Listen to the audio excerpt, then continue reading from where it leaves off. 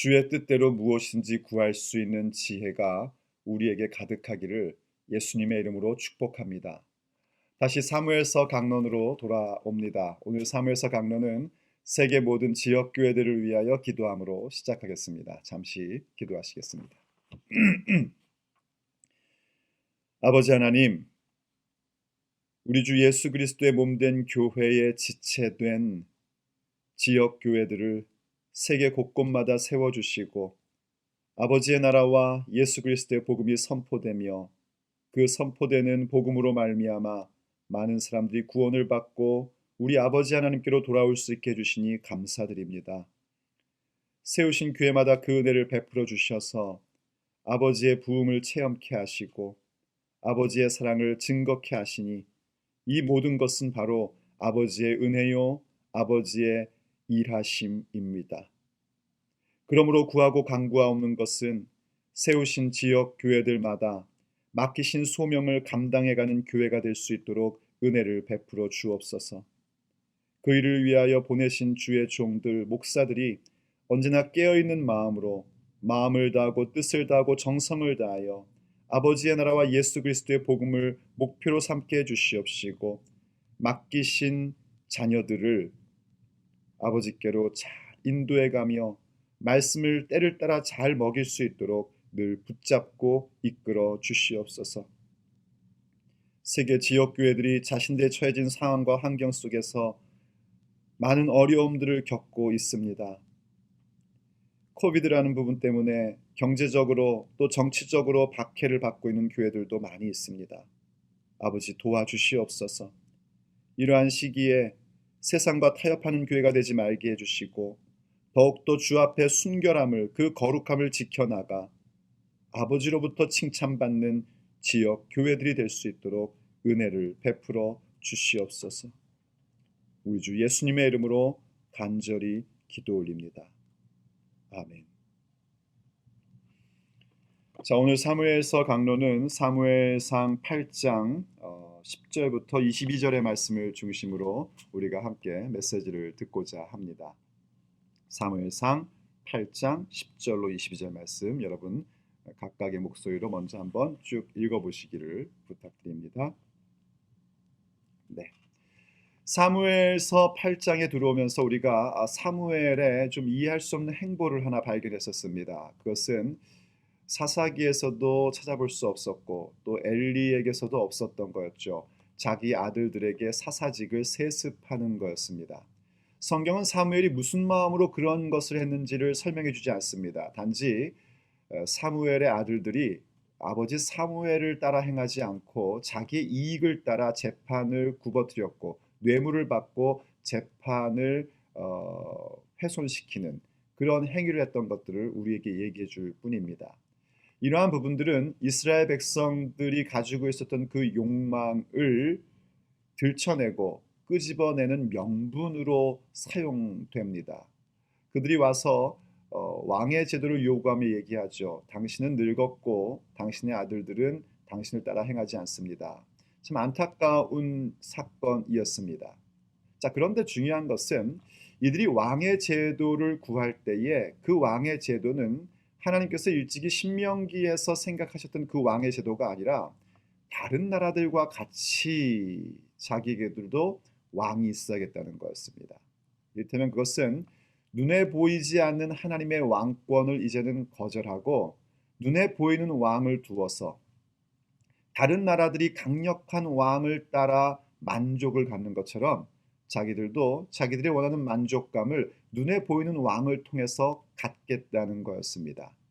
그것은 반역의 마음, 불신앙의 마음이었습니다. 그래서 하나님께서요 사무엘 선지자를 통해서 그러한 행위는 다름이 아니라 하나님 자신을 버림이다 라고 말씀하시고 그들이 이런 왕의 제도가 어떠한 것인지를 확실하게 알 수 있도록 그들에게 엄히 경고하며 가르쳐 주라고 말씀을 하십니다.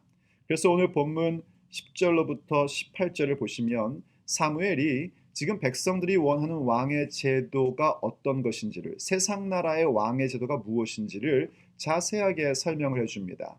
그 내용을 요약하면 왕은 자신들이 원하는 백성들이 갖고 있는 귀한 것들을 다 가져가는 자라는 거죠.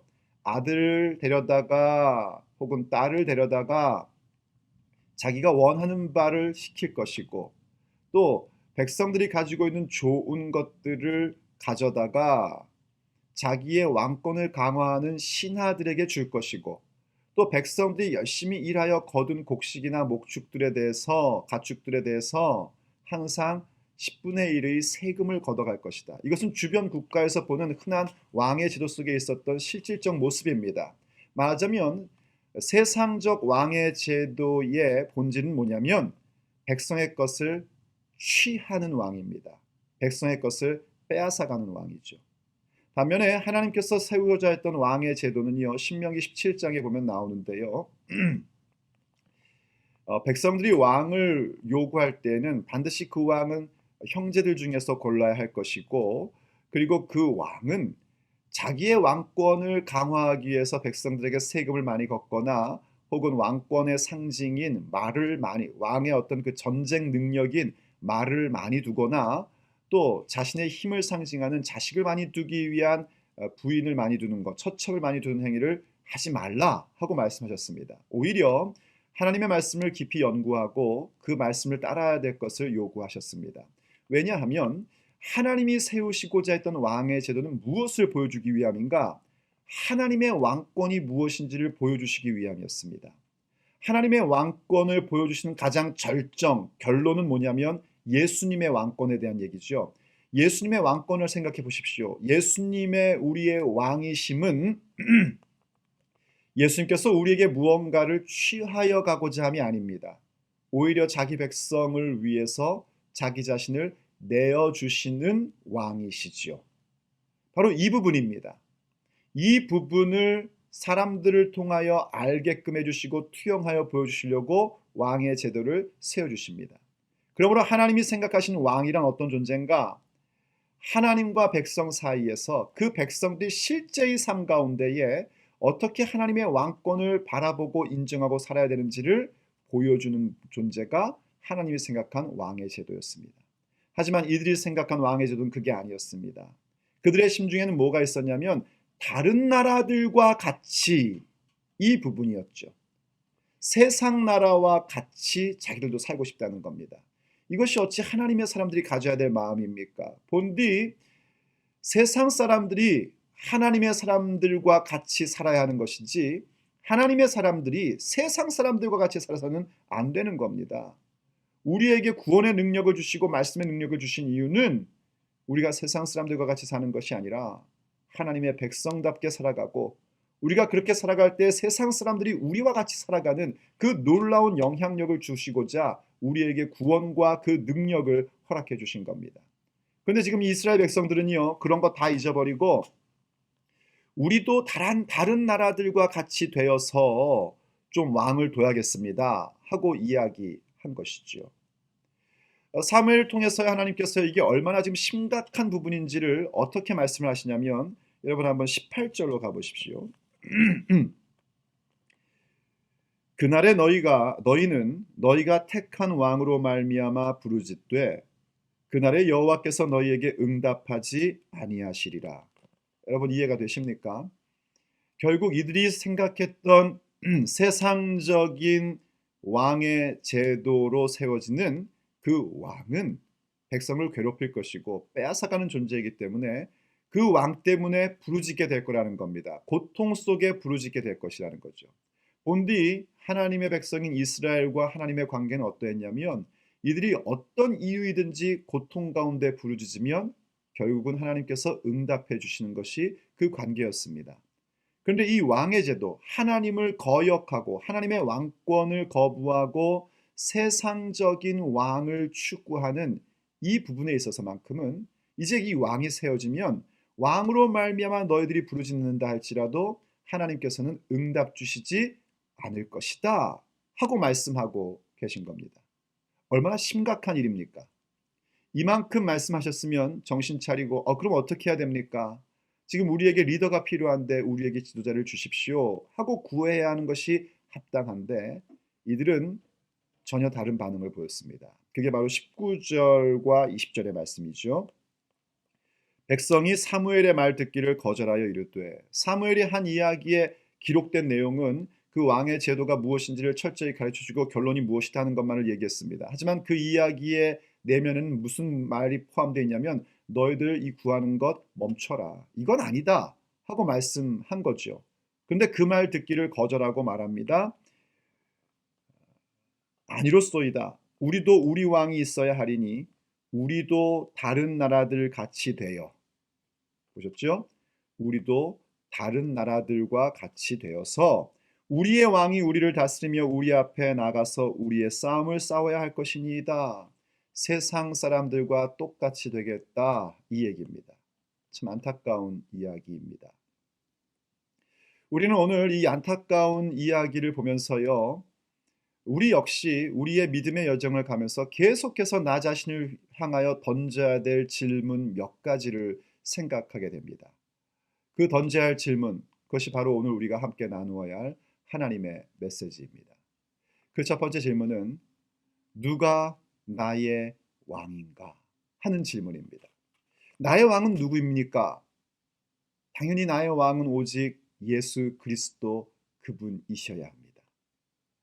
이들이 왕이라는 존재가 어떤 개념인지 오늘 이스라엘 백성이 했던 얘기 속에서 너무 잘 나와 있습니다. 왕이란 어떤 존재인가? 나를 다스리며 나를 대신하여 싸워주는 존재입니다. 나의 싸움을 싸워주는 존재. 그가 왕입니다. 그분은 예수님밖에 없습니다. 나의 삶을 다스릴 분은 예수님뿐입니다.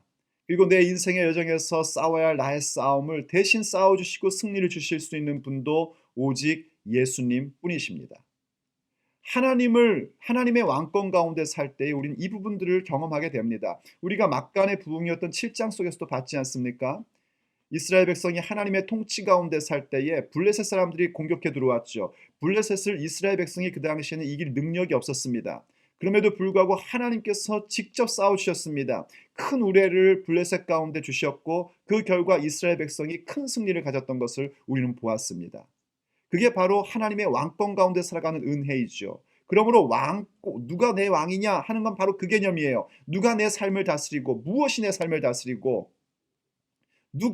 무엇이 내가 싸워야 할 그 싸움에 대하여 대신 싸우며 승리를 준다고 믿고 있는가 하는 부분이죠. 예수님만이 그 왕이십니다. 그런데 문제는 우리가 자꾸 다른 것을 나의 왕으로 삼으려고 한다는 겁니다.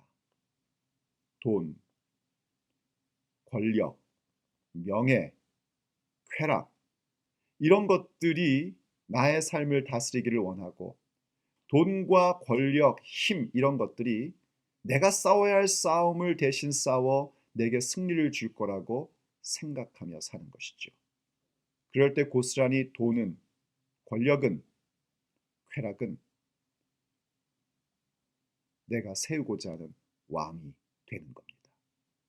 그게 나를 멸망시킵니다.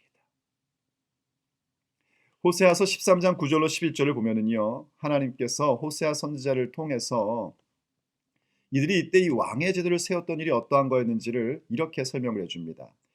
이스라엘아, 내가 패망하였나니 이는 너를 도와주는 나를 대적함이니라.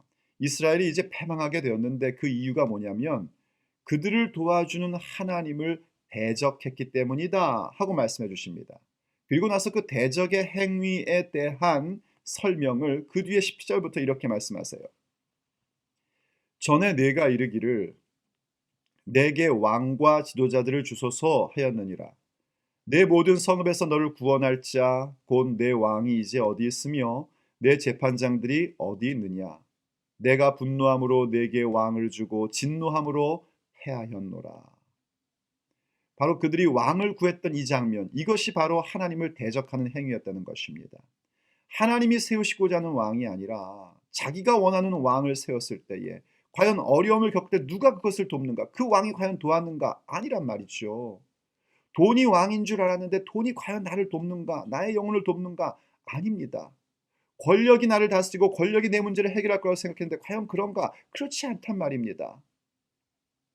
그래서 하나님께서요, 그때 이들이 이것을 요구했을 때 분노함으로 왕을 주셨다고 그렇게 평가하고 있습니다. 그리고 결국 진노함으로 그 왕을 패하시죠. 그리고 진정한 왕 예수 그리스도를 우리 가운데 세워 주셨습니다. 우리가 믿음의 여정을 가면서 늘 던져야 될 질문은 그겁니다. 누가 나의 왕이신가? 오직 예수님만이 나의 왕이시다. 그 고백이 우리에게 나올 때에 우린 그분의 왕권 가운데 살아감이 얼마나 큰 능력이며 복됨이며 얼마나 놀라운 승리가 주어지는지를 경험하게 되는 겁니다. 두 번째 질문은 무엇을 구하고 있는가? 나는 지금 과연 무엇을 구하고 있는가? 하는 질문을 던질 수 있어야 됩니다. 우리가 원하는 바를 하나님께 구하는 것은요, 하나님의 자녀된 우리의 특권입니다. 우리는 무엇이든지 하나님 앞에 내 마음에 원하는 바를 구할 권리가 있습니다. 왜냐하면 우리는 그분의 자녀이기 때문입니다. 자, 그런데 그때의 모든 응답은 하나님께 있음을 기억하셔야 됩니다. 모든 응답은 하나님께 있다라는 것을 기억하는 것은요, 두 가지의 개념을 여러분들이 아셔야 됩니다. 하나는 당연히 내 삶의 문제 해결, 내 삶의 승리, 그것은 오직 하나님께만 있고 하나님만이 주실 수 있다라는 그 고백입니다. 또 한 가지는 뭐냐면, 근데 그때의 하나님의 그 응답은 역시 하나님께서 정하신다 하는 겁니다. 하나님께서 어떻게 응답하실지도 하나님이 정하신다 하는 것을 여러분이 기억하셔야 모든 응답은 하나님께 있다라는 고백의 진의를 아시는 겁니다. 하나님이 다 응답하시는데 그 응답의 내용, 하나님께 있음도 인정하셔야 됩니다. 하나님은 때로는 우리가 원하는 대로 주십니다. 그러나 때로는 거절하십니다. 그리고 때로는 기다려라 하십니다. 아직 너에게 줄 때가 아니다 하시는 거죠. 시간차로 응답하시기도 한단 말입니다. 바로 그때 그 모든 응답의 내용이 하나님께 있음을 인정하는 것이 모든 응답은 하나님께 있습니다 하는 것을 고백하는 겁니다. 그런데 여기서 만약에 내가 계속해서 하나님의 다스림을 거부하며 뭔가를 계속 강구하고 있다면 그건 매우 심각한 결론에 다다르게 됩니다. 시편 106편 15절 말씀을 보면은요, 이런 말씀이 있습니다. 시편 106편 15절. 그러므로 여호와께서는 그들이 요구하는 것을 그들에게 주셨을지라도 그들의 영혼은 쇠약하게 하셨도다. 시편 106편의 내용은요, 출애굽에서부터 시작되어서 가나안 땅, 약속의 땅에 들어가서 살게 되었던 그 부분들을 이렇게 시적으로 표현하고 노래하는 그런 내용입니다. 근데 그 내용 가운데에 경고하는 부분들이 있어요. 그게 뭐냐면 이스라엘 백성들이 어떻게 하나님을 거역했는지에 대한 그런 부분들을 고발을 합니다. 이스라엘 백성들이 광야에서 생활을 할 때에 하나님께 경배하고 하나님을 찬양함에도 해야 함에도 불구하고 계속하여 하나님을 향해서 원망하고 뭔가 자기들이 원하는 바를 구하고 그랬던 부분들을 얘기를 합니다. 그러면서 하신 고백하면서 나오는 고백이 뭐냐면 그러므로 여호와께서 저들이 요구하는 것을 그들에게 주셨을지라도 그들의 영혼은 쇠약하게 하셨다는 겁니다. 그들이 요구하는 건 얻었답니다. 근데 그들의 영혼은 쇠약해졌답니다. 그럼 과연 그 요구하는 것을 얻은 것이 복입니까? 그렇지 않습니다. 그러므로 믿음이라는 것은 우리가 원하는 바가 성취되는 것이 믿음이 아닙니다. 오히려 하나님의 원하시는 바가 성취되는 것이 믿음입니다. 지금 이 백성들은요, 본문의 백성들은 계속해서 자기들이 원하는 왕의 제도를 구하고 있습니다. 우리도 다른 나라들 같이 되고 싶다는 겁니다. 그 부러움, 다른 나라를 바라볼 때 그들이 갖고 있는 여러 가지의 부분들을 보면서 부러워하는 그 부러움 때문에 지금 자기들이 뭘 구하고 있는지도 모릅니다. 자기들이 스스로 함정을 파고 거기에 빠지게 되는 것을 지금 구하고 있다는 것도 알지 못하고 하나님께서 그것이 그렇다는 것을 가르쳐 주심에도 불구하고 그걸 깨닫지를 못합니다. 그래서 우리가 늘 우리 자신을 향하여 던져야 될 질문이 그겁니다. 지금 내가 구하고 있는 것이 과연 다른 걸 구하고 있는 것인가? 우리가 그 질문을 늘 던져야 합니다. 그럴 때 세 번째 질문, 결론적인 질문인데요. 나는 과연 주의 뜻대로 구하고 있는가 하는 질문을 던지십시오. 누가 나의 왕인가를 질문을 던졌을 때에 하나님만이 나를 다스리시고 하나님만이 내 삶의 싸움에 대신 싸우시고 승리를 주시는 분이라는 사실을 여러분이 인정하고 간다면 당연히 지금 내가 구하고 있는 내용들에 대하여 하나님께 응답이 있음을 믿고 그분의 응답을 따라 움직일 수 있어야 됩니다. 그리고 동시에 우리가 무엇을 할 줄 알아야 되냐면 지금 내가 무엇을 구하든지 주의 뜻대로 구하는 자가 되어야 합니다. 그래서 늘 질문을 던지는 겁니다. 지금 내가 구하고 있는 모든 내용들 주의 뜻대로 구하고 있는가? 왜 그런 얘기를 하냐면 오늘 이들이 구했던 왕의 제도, 하나님께서 이 왕 제도를 완전히 거절하신 것이 아니죠. 완전히 왕 제도를 안 주겠다 하신 것이 아니죠. 하나님의 심중에도 왕의 제도라는 것이 있었고 그것을 통하여 예수 그리스도를 투영하여 보여줄 것이며 마침내 예수님의 왕권이 무엇인지를 우리에게 알게 하신 것이다 하는 것을 이미 설명드렸습니다. 그런데 똑같은 왕을 구하는 것인데 그래서 우리는 그 왕을 구해야 됩니다. 예수 그리스도의 왕권을 구하며 살아가야 되죠. 그런데 지금 보십시오. 이 백성들도 똑같은 왕을 구하는 것인데 자신의 뜻을 따라 왕을 구하고 있는 거죠. 똑같은 왕을 구해도 주의 뜻을 따라 구하는 왕이 있고 나의 뜻을 따라 구하는 왕이 있습니다. 그게 어찌 왕의 제도뿐이겠습니까? 우리의 삶에서 필요를 구할 때도 마찬가지입니다. 많은 돈을 하나님 앞에 구할 수 있겠지요. 그때에 나의 뜻을 위하여 구하고 있는지 주의 뜻을 따라 구하고 있는지 우린 늘 질문을 던져야 됩니다. 세상 사람들 사는 것처럼 나도 살아보고 싶고 세상 나라와 같이 나도 되고 싶다 하는 마음으로 부를 구하고 있다면 그것은 결국 우리의 영혼을 쇠약하게 만들 것입니다. 하지만 똑같은 부를 구해도 아버지 하나님의 통치하심, 예수님의 다스리심을 위하여 구하고 있다면 그 부는 여러분의 영혼을 더욱더 강건하게 만들어줄 겁니다. 어디 부뿐이겠습니까? 목회자들이 갖는 교회 부흥에 대한 것도 마찬가지입니다. 똑같은 부흥을 구해도 세상 사람들의 기준에서 세상적인 가치관과 판단의 기준에서 부흥을 구하고 있다면 그것은 결국 목사 자신과 성도들의 영혼을 쇠약하게끔 만들 겁니다. 그러나 아버지의 뜻대로 주님의 뜻대로 그것을 구한다면 우리의 영혼은 더욱더 풍성해지고 그 생명은 더욱더 풍성해지고 우리의 마음속에는 담대함을 갖게 될 것입니다. 그래서 성경이 우리에게 그렇게 말씀해주고 있는 걸 보죠. 요한일서 5장 14절 말씀입니다.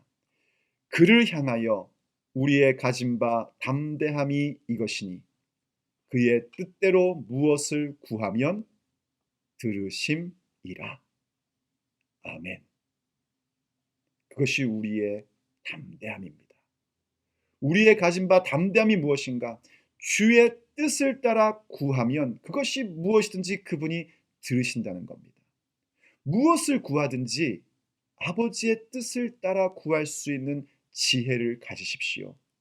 그분의 통치하심, 그분의 다스리심, 그분이 내 삶의 싸움을 대신 싸워주심을 추구하며 나가십시오. 그럴 때에 우리는 내가 지금 구하고 있는 것이 지금 무엇인지를 깨닫게 되고 아버지의 응답하심을 정말 원하는 자가 됩니다. 그것이 하나님께서 그대로 주시던 혹은 거절하심이던 혹은 기다리라 하시며 나를 지금 그릇을 만드시는 것이던 그 모든 응답을 따라가게 되고 그럴 때 주의 뜻대로 구하는 자들에게 하나님께서 모든 것을 허락하셔서 우리의 삶의 담대함을 곧 그분의 다스리심과 그분의 싸움으로 인하여 승리 얻는 그 놀라운 아버지 하나님의 왕권을 예수님의 통치하심을 우리 가운데 나타내 주십니다. 기도하시겠습니다. 아버지 하나님, 오늘도 우리에게 주의 말씀을 깨닫게 하시고 아버지의 왕권을 생각하며 그 왕권 가운데 우리가 무엇을 구하고 있고 주의 뜻대로 구하고 있는지를 생각하게 해주셔서 감사드립니다. 나의 왕은 누구인가? 나는 지금 무엇을 구하고 있는가? 주의 뜻대로 구하고 있는가? 이 질문을 늘 던지며 깊이 생각할 수 있는 우리 모두가 되게 하여 주옵소서. 우리 주 예수님의 이름으로 간절히 기도 올립니다. 아멘.